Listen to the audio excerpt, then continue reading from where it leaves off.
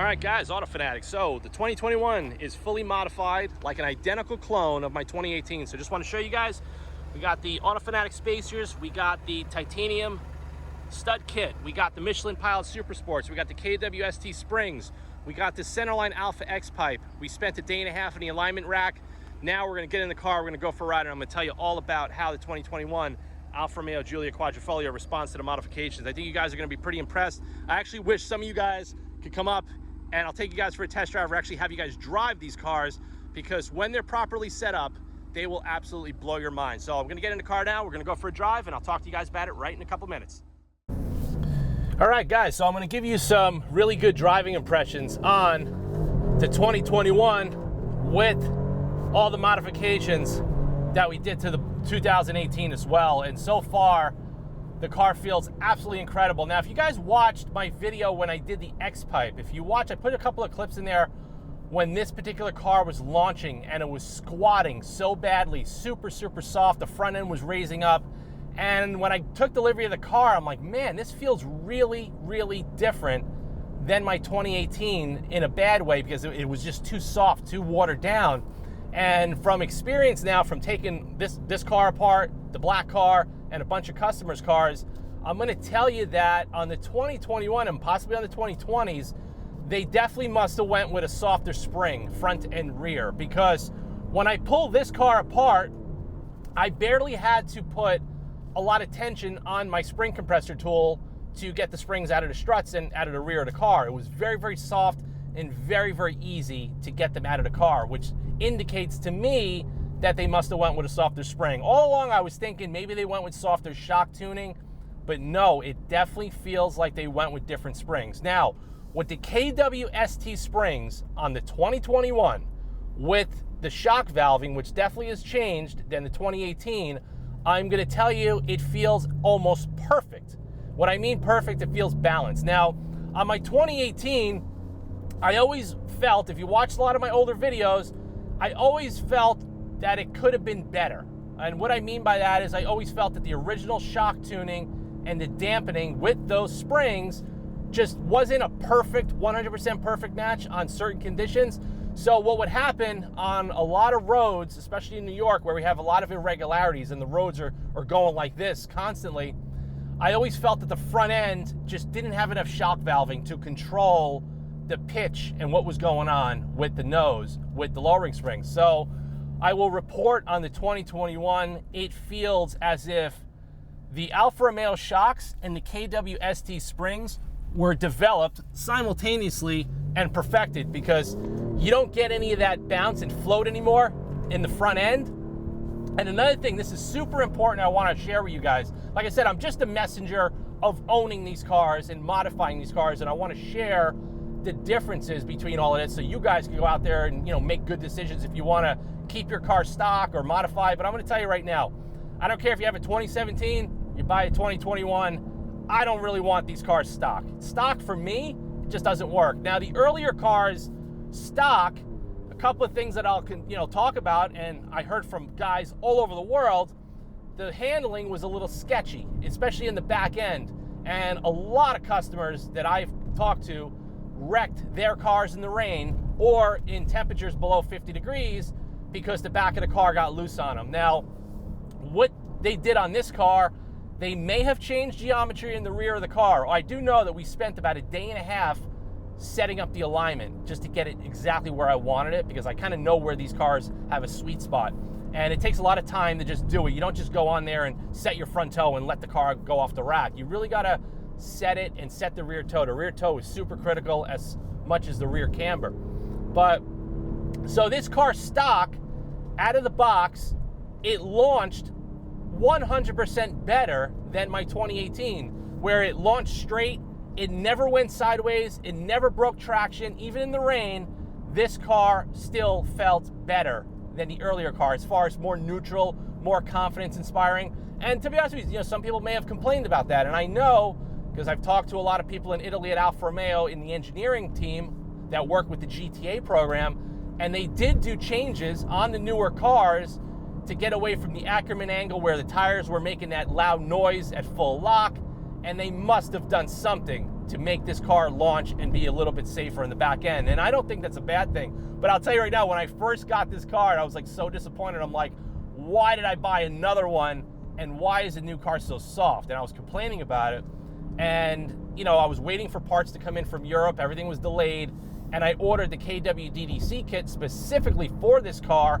However, the KW engineers wrote back to me saying that that kit has never been tested on a 2020-21 car, and they do not feel it's going to be compatible with the updated electronics in the car. So I didn't want to go and take a chance, God forbid, of me spending all day long setting the car up, corner balancing it, doing the ride height, and then I go start the car up, and then I got fault codes, and then I got to get it flatbedded to a dealer, and then it starts this whole debacle, which I will talk about in an upcoming video regarding, you know, the poor service with, you know, Alfa Romeo, which is definitely turning a lot of people away from the brand. And, you know, now firsthand, I've been experiencing it for several months, and I can tell you right now, it's definitely not fun. It definitely isn't fun. But so far, the brakes on this car feel awesome.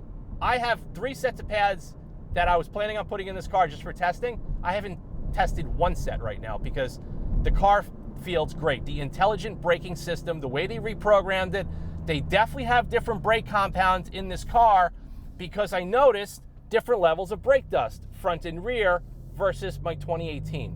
So what does that indicate? Definitely indicates there's definitely a pressure differential on how they bias the front and rear braking system. And they also did something with the compound. It's 100% sure about that. But I'm going to tell you now, another thing that I want to talk about. This thing is just so much fun, my God.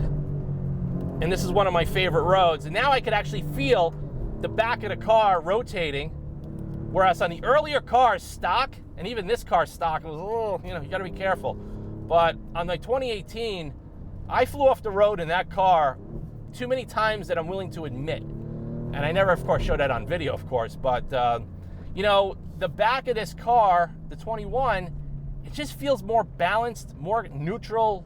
It just feels better in a lot of ways. And I think a lot of buyers of these cars, they were complaining, you know, the car was too nervous, it was too twitchy in the front end, and I get it. Not everybody's gonna like that.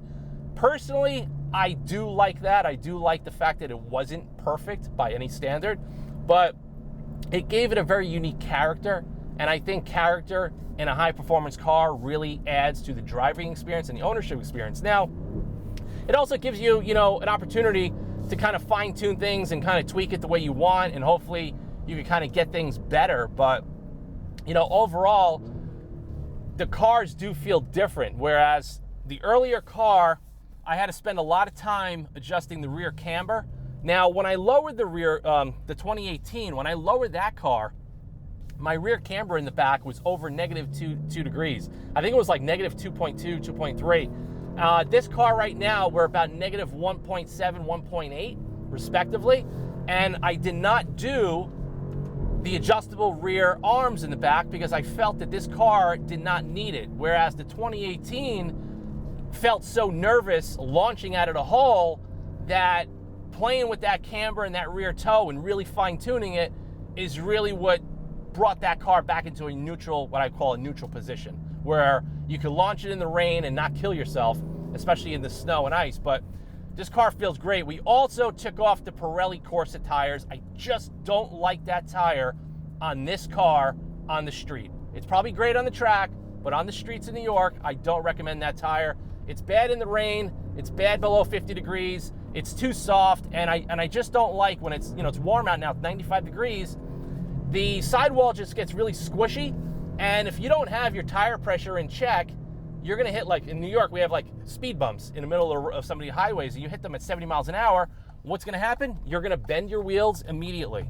So I never liked the Corsa tires. Took them off the black car almost immediately, and we put the Michelin Pilot Super Sports because we can't get the Pilot Sport 4S in the OEM sizes. I don't want to put the oversized 295s in the stock rims. I just don't like the way it looks, and I don't want to have any issues with the car rubbing, you know, as the suspension is loading up.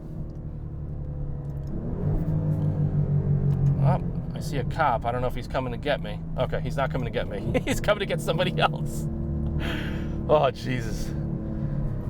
But yeah, this road was all repaved recently. So I got to tell you, like, you know, when I first got the 21, and you know, I'm talking to a lot of people that have these, you know, the steering rack felt heavier. So when you go through the modes in DNA, in dynamic and race, the steering had a little bit more weight to it than the earlier car. And I don't really like that too much, but it didn't feel like synthetic, like a BMW M car or an AMG or an Audi, like where it gets like really, really tight. It didn't feel like that. You actually could still feel what the front end was doing, but it was just a little tighter than I would have desired. Now, with the car lowered about 30 millimeters, with the camber now, the camber in the front prior to doing this was like 0. It was like 0.2 on that wheel and it was 0 on this wheel. Now we're about 1 degree camber in the front. Now, in order to get more camber on this car, you're gonna have to shim the lower control arm. They actually, Ideal Race just came out with that. And then I know Alfissimo has another kit now that changes one of the front links. There's a bushing and some shims and all of that. So I plan on messing around with that, possibly on my 2018 soon, if I ever get that car back. I have no idea, but that will be a discussion for another video, another day. Right now we wanna talk about this car and how well it responded to the modifications. But you know, we got this, everything that was done to the black car was done to this car. Minus the, I did the Stelvio sway bar end links, if you guys watched that video. And I'm gonna tell you right now, people were negating me on that video like, oh, it's not gonna do anything. Yeah, yet these guys never tried it. But I'm gonna tell you now, on the 21 car, as soon as I bolted the Stelvio end links in the car, the jabbing of the steering back and forth got significantly faster and better. Okay, just from doing that mod. So I definitely recommend that. And I actually have them in stock. If anybody, you know, is interested in buying that as a kit, I will put it up in the AutoFanatic web shop one of these days. But if not, you just DM me and I'll sell you a set, because I got about like 8 sets coming. But now the car feels planted. It feels balanced. It's fun. But this car's stock, I was not happy with it at all.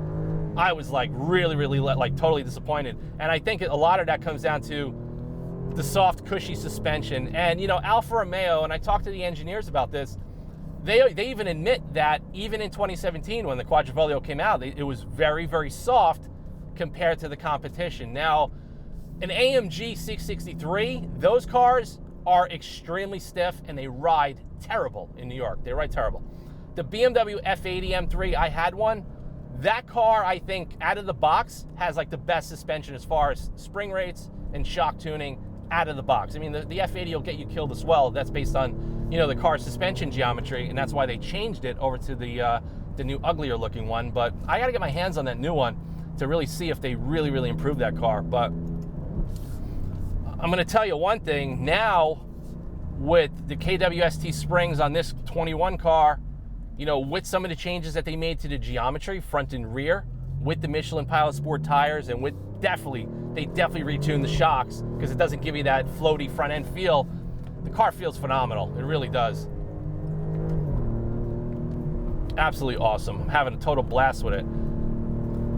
And you know, with the carbon fiber Sparco seats, I mentioned it in a lot of my videos, you're gonna feel a little bit more during cornering, and it's gonna feel a little bit more natural, whereas if you have the power electric seat where it's got the really thick bolster, it gets a little annoying because this car puts down so much grip, especially when you have this thing all tuned and set up, that it does get annoying where it's kind of like jabbing you in your ribs all the time. So it's a little bit more comfortable and natural to be in the Sparco seats when you want to drive it spiritedly on some back roads like I'm doing right now. But man, see right there on that dip, on my 2018, the front end would be a little bit floaty. And you can see how controlled it is. Probably the camera should pick that up in the video because this road's pretty stable. But that's pretty much it. So this should give you guys food for thought. And if anybody out there, you know, has any of these newer cars and, you know, want some advice, you can always contact me direct. But I'm going to tell you right now, man, first thing you got to do, lower it immediately. Get rid of the corset tires. Do the custom wheel spacers that I sell and make. I do a sprint filter as well. I did a centerline Alpha X pipe, and it's just a balanced package. It really is. It makes the car feel the way it should have come from the factory, except, you know, like they're trying to make these cars appeal to the mass audience that maybe want a little bit more luxury, even though Alfa Romeo, in my eyes, never stood for luxury as well. It was always a high-performance sports car brand. But like I said, I spent a lot of time on my 2018 kind of dialing that car in and getting it to the point where it really does feel like a little four-door Ferrari, as far as the way it feels. And the 2018, with that little nervousness that it had, the Ferraris are the same way. People think like a Ferrari is the ultimate handling machine. Let me tell you something. Those cars, the back of those cars, like a 458, 488, an F12, I mean, you get in those cars and you push them, those cars will snap and they'll try to kill you. So it doesn't mean that it's invincible. And, it's kind of like a little bit of the character of these cars, and that's kind of like what I like about them. So I hope you guys got some feedback as far as, what these modifications are going to do to the new car. You're going to stay tuned. There's going to be more content, not on this particular car. There's going to be content on my 2018, most likely, if I ever get it back any of these days. The number one thing I want to do on that car, and I'm dying to do it, is install the KW DDC coilover kit, which is basically, it's going to allow me to adjust my ride height lower than the springs. So I want to go a little bit lower in the front and rear. And I want to see if the KW shock bodies are revalved better than the OEM shock bodies. These are, I believe, are from Sachs, but hopefully maybe in a couple of weeks or a month we'll find out, and we'll see what's going to happen with that. And I'm going to do all the modifications on that car, and then we'll possibly revisit and we'll talk about more about this car. But thanks again for watching this video. Please subscribe for more content, and like I said, don't keep your Alfa Romeo Giulia Quadrifoglio stock. I really think you're missing out on a lot of fun and pleasure driving this car. And you're concerned about warranty. Forget about that, man. Just, you paid $80-something thousand for the car. Do what you want to it and have some fun with it, because that's all that really matters. That's why you buy these cars. You want to have the fun. You want to go on these back roads like I am right now. And the brakes feel good. There's no issues with the brakes. And like I said, if you were going to go to the track, yeah, go throw a track pad, possibly in the front of the car. I wouldn't do the rears. I would just throw them in the front.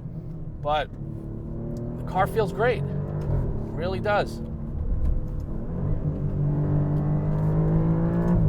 Woo! Oh, man. And we hit some bumps right there, and you can see how composed the car is, and it just soaks it up.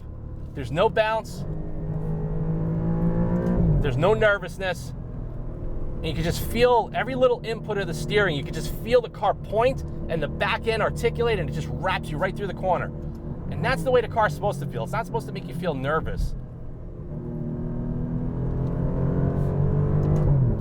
But yeah, I'm having too much fun, so I'm gonna wrap up my drive today. And if you guys got any questions on the newer cars and on the mods, you know how to find me. You know where I'm at. You can always go to my website and contact me through there. But yeah, this car really went from a D to an A+ this particular week. This whole entire week I spent modifying the 2021 car, and the results speak for themselves. And once you get behind the wheel, that's it. I just wish some of you guys could drive this particular car the way I set up my particular car, and I think you would be sold. You would go out there and buy one immediately.